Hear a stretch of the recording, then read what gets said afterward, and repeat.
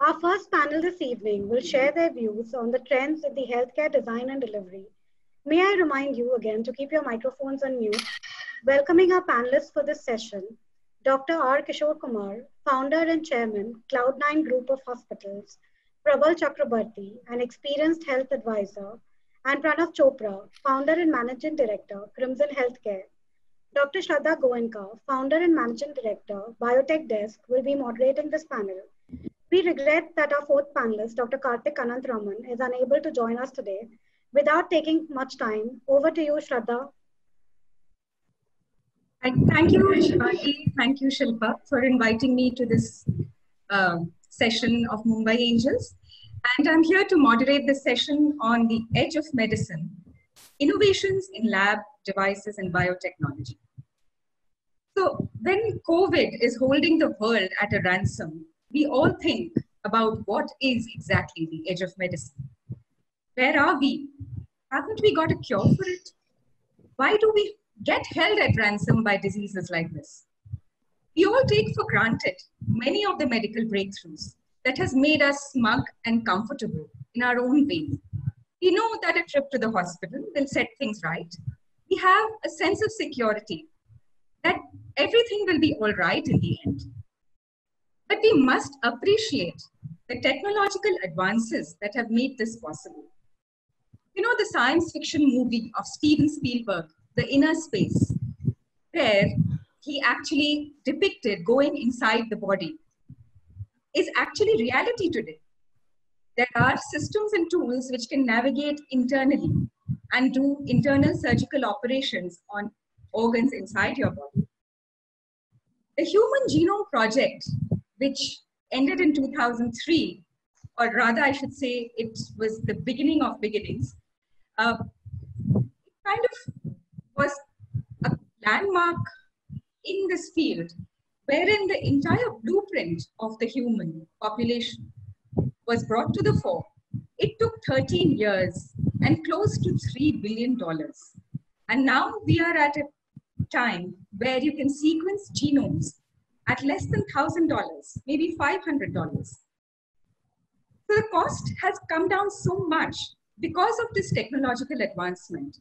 It has brought personalized medicines to the doorstep of all individuals. By analyzing genomes, we can see and we can decide which medicine to take, which not to take.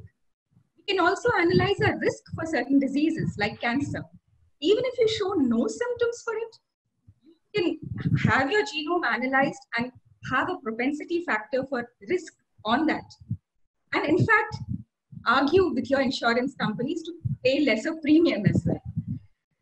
So we've come a long way, really, and it's in many layers, not only the genome, but there is the transcriptome, there is the exome, there is the proteome, and the metabolome. So many of them. And so much data is being generated. So where is it taking us really? You know, things like gene therapy, where viruses are used to deliver genes, the correct gene into and remove the defective gene. Where are we with all this parallel processing of data? It kind of brings us to the intersection with computational industry. And to manage this data becomes a key problem. We talk of storage, we talk of processing speeds, we talk of connectivity and security becoming key concerns. So really, I would like to ask the panelists here, are we ready to handle this kind of data? What are we doing to handle this kind of data? And are the physicians and doctors integrated into this system to analyze its importance? So Dr. Kishore, would you like to comment on this? Yes, Shraddha, thank you very much. And thank you, Mumbai Angels, for organizing this. I think Shraddha has touched upon the data. I want to say that India is a country with 1.3 billion people and quite a lot of data. Unfortunately, we don't seem to publish. We don't seem to publish, especially when it matters. The best example I can give you is recently we were looking at the COVID, how it affects newborn babies and pregnant mothers. And we wanted to publish the protocols of the 20 countries around the world. and we were 20 neonatologists around the world looking at the various things. And the papers were pouring from all corners of the world, except from India. For example, if you look at it, India has been using plasma therapy for COVID patients with the mortality being very, very low. But nowhere they have managed to publish these sort of data. Even if you take, for example, hydroxychloroquine, there's enough data, but it has not been published in the reputed international journals. That's why there is a lot of skepticism about things. So we generate a lot of data, but we don't seem to be publishing. One of the problems which is relevant for Mumbai Angels Network is we don't seem to have a proper good data collection all over India. And if you look at US has also got most of the hospitals have got two databases called Cerner and Epic, but none of the doctors are happy with that. And I think we need to work with the doctors, create a database and see how we can trust ourselves to the forefront in a big way. With 1.3 billion people with all sorts of diseases happening in India, we are at forefront of technology. We are at forefront of health. Only thing is we need to make use of it and push forward. Just to touch upon the point which Dr. Yella Reddy said, we are truncated and handicapped with the researchers. And just to give you an example, we applied for a clinical research protocol on an international platform to ICMR India 9 months ago. The bureaucracy is so much, we still haven't got permission and it is passing from department to department. These are the places I think Mumbai Angels Network can do a major changes by putting pressure on the government and bringing policy changes. I think we need to have a good research, good database, good ethics, and we will go forward. Otherwise, we'll be talking theory in another 5 years, 10 years, and not move forward. So I think the take-home message for Mumbai Angels Network is please get involved in these sort of regulatory changes to be applicable and get involved with the doctors in the country and take these things further. Back to you, Shraddha. Thank you, Dr. Kishore. Yeah, actually, we can use this data, and during the time of COVID, many researchers have come forward using drug banks and repurposing drugs for finding use for even COVID therapeutics. So in a way, we are looking at data again with a new lens. And many a times, artificial intelligence is also playing a big role in handling this and analyzing this data. So when we talk of artificial intelligence, we come on to an area of innovation, the area of medical devices. And this area, we cannot even think of diagnosis and treatment now today without medical devices. So when we go to hospitals, the doctor tells us to do an ultrasound or some CT scan or an MRI scan, and all of these are at the end devices. Devices are not, they are moving away from those gigantic CT scan machines to microchips. And I wonder how cutting edge innovation of biomedical engineering is working for implants, prostheses, monitors, biosensors. Where is it actually going? And we have with us Dr. Prabal Chakravarti, who is at the forefront in this field. So I would like to ask him, where are we in this field here in India and globally? Thanks a lot, Dr. Shraddha. So let me give you a little bit of a perspective. So I had the opportunity of working in this industry for almost more than 27 years. And during the course of these 27 years, I was associated with 3 transformational innovations. And I think everybody is familiar today with those innovations. One is obviously the movement from open surgery to laparoscopic surgery, which happened 2-3 decades back. Then obviously we saw CABG moving to angioplasty with stenting. And obviously towards the beginning of 2001, 2002 timeframe, we saw the orthopedic implants making a huge mark. Now, we all know that patients, hospitals, and all stakeholders really benefited out of these technologies and innovations. But one of the things, if we look back, will find that the time needed to develop these technologies and then gain access and adoption extended over many, many years. The learning curves are pretty huge. And as a result of that, it almost took 5 to 7 years to bring this technology into the marketplace. And I'm not really going back into the research phase and etc., which was going on. No, but as we look ahead, I think the marriage between artificial intelligence and 5G connectivity, I think this is going to blow this entire healthcare space, especially from a medical device perspective, in a totally different. It's going to take it to a different level altogether. The associated platforms that we are talking of today, the VR, the augmented reality, the IoT devices, 3D printing. Even today, we have started talking about, blockchain. So these are some of the things which are really going to help this entire process, When we consider the entire continuum of care, okay? And let me start from the very beginning itself, that where development of technology, then we obviously flow into the natural, wellness, prevention, and then, finally getting into the therapeutic phase, patient management, rehabilitation. This entire time frame is going to get compressed substantially because of these technologies which are coming to, entering the medical device space. And also we are going to get, better outcomes because of accuracy. And as a result of that, on an overall basis, I think the entire societal cost of healthcare is going to come down substantially. Now, I would like to add 2 more points. And one is that medical device requires a very, very unique ecosystem, which at this stage, India doesn't have. There are efforts in terms of medical device parks, etc., which are the government is trying to put up in different parts of India. But I think an ecosystem which involves the R&D, the talent, the relevant talent, industry, academia, linkage, manufacturing. So all these factors have to come together along with the regulatory framework, which has to be rationalized, which has to be simplified. And I think at some point in time, one of the earlier speakers was talking about, I think it's very important to have a single window clearance for all these things to really accelerate the process, without which the entire process will slow down. And I think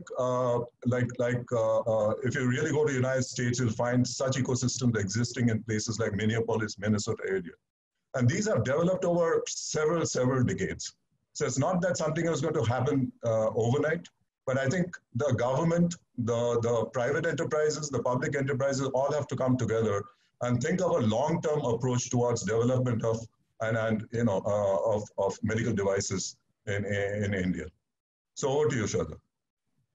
Thank you, Dr. Prabal. That was, it kind of touched upon lot of areas which are important in this field of medical devices. And we know that it's so complicated because there are so many layers to it. And we have a startup entrepreneur with us who has ventured into the medical devices field. We have Pranav with us, who is the founder of Crimson Healthcare, and he has come up with an ostomy device for addressing problems of incontinence. And I would like to ask Pranav that how did he face all these challenges which Prabal just talked about? And how did he ever manage to get where he is right now? Thank you, Shraddha. Thank you for that generous introduction. I think before I talk about what we've been doing and how we managed to navigate the challenges that are there in the medical device development sector, I would like to give a brief context. I've been in the early stage innovation and development of medical devices for most of my career. And I've worked in the UK environment, I've worked in the US environment, I was in Boston ecosystem, like Prabal very rightly mentioned. There are clusters of medical device innovation ecosystems in the US, and Boston cluster is one of them. I also had the joy of being part of the Silicon Valley medical innovation cluster for 6 to 8 months.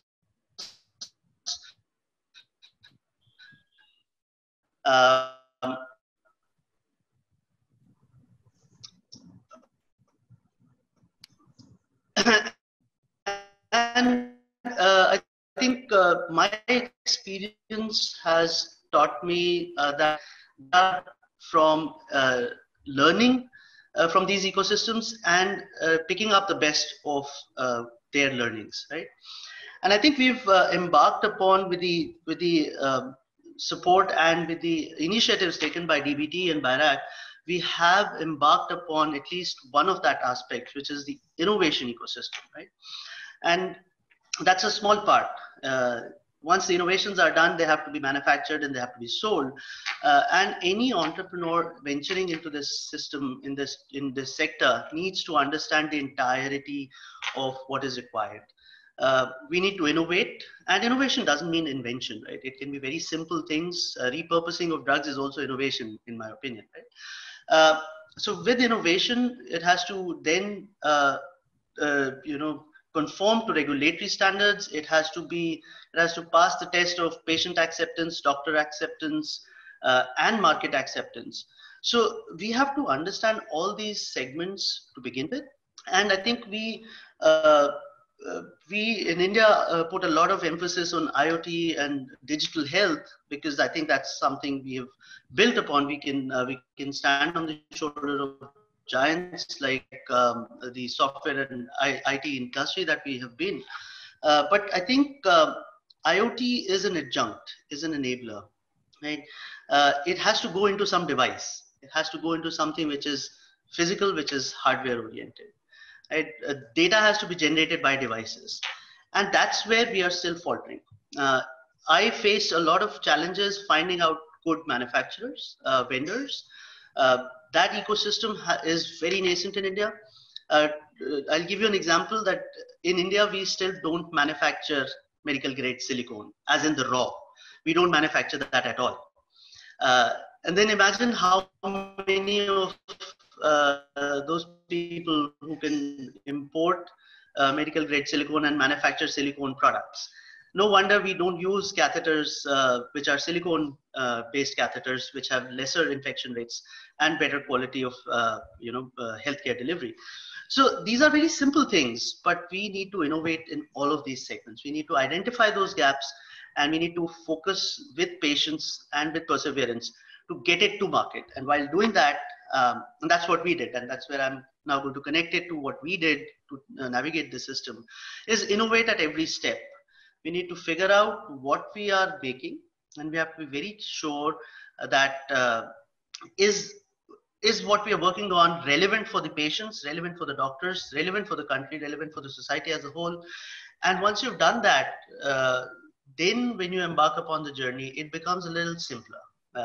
It still has to, you still have to go through the, a lot of the hurdles, but those hurdles don't hurt as much, because you know where you are going, what you're doing is appropriate, it is going to benefit someone. And I think navigating the ecosystem has been challenging primarily from the vendor front. Very few good quality manufacturers in India who will do small quantities for R&D. So you have large scale manufacturing facilities. If you set up like medical device parks, they will be manufacturing high volume goods. But what happens to the pilot production? What happens to the R&D manufacturing that is required, which is very important in the medical device space? And this goes for all segments, not just pure mechanical products like ours, but also even hardware like electronics and PCBs. And in fact, I had a friend of mine had this problem because they weren't able to get chips because we had an embargo from China. They were stuck on the port. Oh, yes. Those chips are not made in India. Right? So it is those kind of things that we have to plan for. I think as an entrepreneur, I can talk about policy. So you have to think ahead, maybe not 2 steps ahead, but 5 steps ahead, and have plan A, B, and C all in place. If I don't get this, then what? If I don't get that, then what? Pranav, I think you hit the nail on. I think that's what we did, and we are now at a stage where we are now into clinical trials, and I think we'll find out what challenges await us sooner or later. Over to you, Shraddha. So all the best in your, as you face all the challenges for the clinical trial. And I'm sure that since you've come so far, the next step is just a little bit away. And you rightly pointed out that is in this space of innovation, what is missing is the raw material, which is very critical and oftentimes has to be imported. India doesn't have the capability for manufacturing the smallest parts which go into development of a medical device or development of a product or an innovative product. I have faced this myself in the lab where in the production of COVID kits, we actually had to start with manufacture of even the cryo vials in which the enzyme had to be packaged. So going into that, we need to address some of these basic industries which can be easily set up across the gamut of expertise which is available here. So I'm sure there are plasticware industries and I'm sure there are silicone industries which you're talking about, but they have to be told what to do. And that is where we require some kind of an interaction and an interface, and Mumbai Angels bringing in this summit probably will go one step in doing that. So when we come to interfaces and we talk about interfaces, we also talk of a cutting edge innovation where you mentioned that, you know, you have to have a micro environment for innovation. You have to have some kind of a mindset where you don't think like a biologist, you think like an engineer, where you think like an electronics engineer, where you think how the data you generate will be processed, how it will be sensed. So we talk of a lot of interfaces in this industry. And we talk of miniaturization. So we talk of miniaturization of fluidics, of photonics, of electronics, and how these tools are going to develop. So we hear in the market that there is a biosensor chip which can be actually embedded in your skin to take some biometric data. So I wonder whether this kind of technology now can be used in India to take health to everywhere health, to take health from urban populations and cities to even remote areas in rural villages. So what do the panelists have to say about this? Shraddha, that's a very good question. And I think India is at forefront. It's like combining United States of America and Africa into one continent. So basically we have so much advanced technology happening in cities like Bangalore, and 100 kilometers from Bangalore, rural areas are remaining as bad as Africa. Just to give an example, my dad was living with me and he went to visit my brothers who live about 80 kilometers from Bangalore on one weekend, just 6 months, beginning of the year, basically 9 months ago.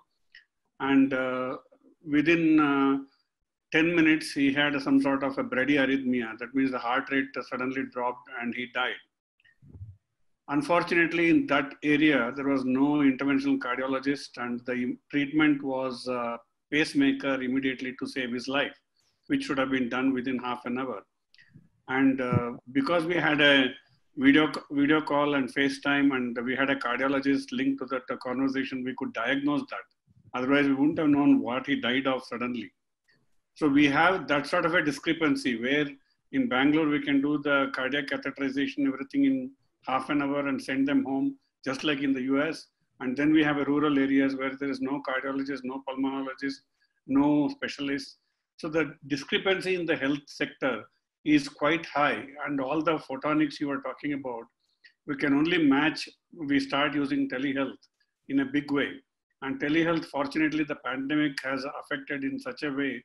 Telehealth, we have started using in a big way, teleconsultation, telehealth, all that is becoming a great tool. In fact, being a neonatologist, we have even started tele-NICU in the last month, which we were waiting for the regulation authority to approve us. So it is definitely moving in the right direction. The pandemicity has helped us getting approvals for telehealth in a big way. So Mumbai Angels definitely can play a significant role in investing in these things, which affects the health at all levels, not at just urban levels, rural, urban, everything. And all the things what we talk about should be available throughout the country for us to become a developed country in the near future. Back to you, Shraddha. Shraddha, just can I add one more point to what Dr. Kishore was talking about? From a little different lens, because obviously he mentioned about the inequities in access to healthcare, urban, rural, poor, rich, that kind of a divide which is there in India. And I think, as we all know, that the government's program of Ayushman Bharat, it's a very ambitious program. And why is it important from a business perspective is that obviously it is going to expand the market size. And I think all medical device manufacturers have been struggling with the market size being too small in India. That is not attractive enough from an investment perspective. Although you have 1.2 billion people all around. But what is very important and significant and connected with the discussion that we are having, that Ayushman Bharat can realize its full potential only through digital transformation. And I think that is something that has to go down well. And obviously government is making some investments, I know, in that area around artificial intelligence, IoT, telemedicine, so on and so forth. But I think it's a very critical part of, making Ayushman Bharat a success in India. And I think once the market size starts expanding, I think more and more entrepreneurs will be willing to come and invest and do R&D work out here and come out with better solutions to help the patients in India. Yeah, that's very relevant, Kumar, because although the market is there, the awareness and the acceptance of the market or of the physicians to use these technologies is a mind block which still exists. So, in fact, the question which arises in my mind is, do you think the doctors and physicians actually need to have a paradigm shift in the way they think, to integrate these technologies, because they are stuck on conventional wisdom of medicine? And how do we take it from there? How do you think we can influence these doctors and physicians to actually go to the realm that we want to take them to? I think just my brief comments, I think Dr. Kumar is better positioned to answer this question. My just 2 cents on this is that I think COVID has accelerated the process in a very big way in terms of, data consumption, and also start looking at healthcare in a totally different light. Although COVID has forced it on all the stakeholders, but I think it's a great, positive move in the direction coming out of the crisis which is there. So over to you, Dr. Kishore. Thank you, Pawan. I think the answer to your question, Shraddha, is doctors embrace any technology provided they're made part of the discussion and part of the adaptation. If it is just imposed on them, just like any intellectual being imposed some rules, it looks like a punishment. So if you make them a partnership, like for example, now in Cloud9, all the tech consultants are using telemedicine and tele-NICU in a very big way. And there is absolutely zero opposition. Even hospital information system or hospital management system, we call HMS, everybody, we are completely digitalized medical records. We don't have any paperwork. And we are one of the first few hospitals in India to be paperless hospitals. So if you make them partners and make them understand why you are implementing, I don't think doctors ever oppose any technology. In fact, they are for it. That's back to you, Shraddha. Nice to hear. That's actually nice to hear. I wonder if Pranav will agree with me on whether his technology will actually find the light of the day in prescriptions. I think I totally agree with Dr. Kumar. We have been working along with doctors and nurses, even from the stage of conceptualization. So Dr. Anil Agarwal, who is a very senior doctor, a very senior surgeon in his own field, has been a co-inventor itself on our first patent. So even when we were just conceptualizing our concept or our product, we went to doctors and nurses and patients to understand what they need and what will be more acceptable. And I think I totally agree with Dr. Kumar that if you involve the doctors in the development process, in the process of getting it out into the hands of patients, then of course they have a buy-in and they are much more keen, because at the end of the day, doctors, from my experience, who I've met, they are primarily interested in the health of their patients. So they will give you a very balanced and a very good, feedback that as long as your product is helping the patients, they will be for it. So I think my experience has been positive. Imposing something on them, if you talk to them from the very start, and talk to as many as possible. And one doctor tells the other, it has more gravitas, it has more, basis of trust between doctors. And we have been so far successful in that field. So I agree wholeheartedly with Dr. Kumar that yes, if you of improving your product, getting a better product out, and acceptance amongst the healthcare fraternity. Thank you, Pranav. I think we're running short of time, so we can quickly move to our closing comments. Yes, thank you, Shivangi. I think we've practically covered an entire gamut of innovation as it stands, right from the field of biotechnology to molecular devices to digital health, and also innovation in the field where we are facing problems in, getting resource of raw materials for these kind of technologies to actually happen. Also clubbed with regulatory procedures which need to be straightened out. So I think I would like to thank my panelists who have given their viewpoint, and I think it's very relevant in today's world, and I think it has a value proposition here for the investors as well. So thank you very much, Mumbai Angels, for this. Shraddha, I noticed that we have got 2 more minutes. Can I talk about? Yes, of course. Yes, of course. Dr. Kumar, please. Yeah. I just wanted to talk about artificial intelligence to the Mumbai Angel investors. See, the artificial intelligence, everybody talks, but how is it applicable to medicine is something which probably not many people realize.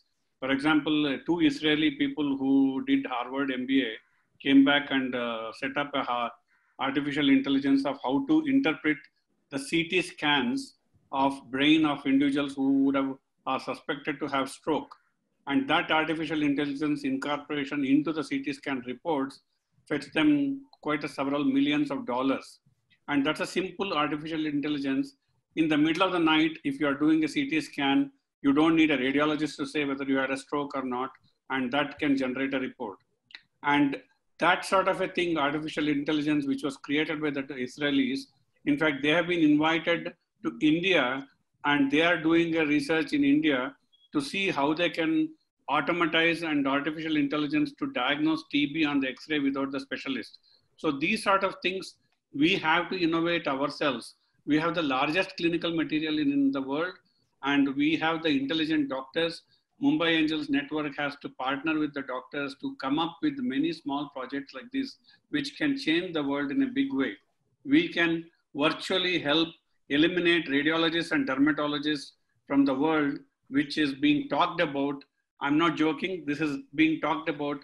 We probably don't need radiologists and dermatologists in the future because artificial intelligence and imaging technology will replace them and nobody is required.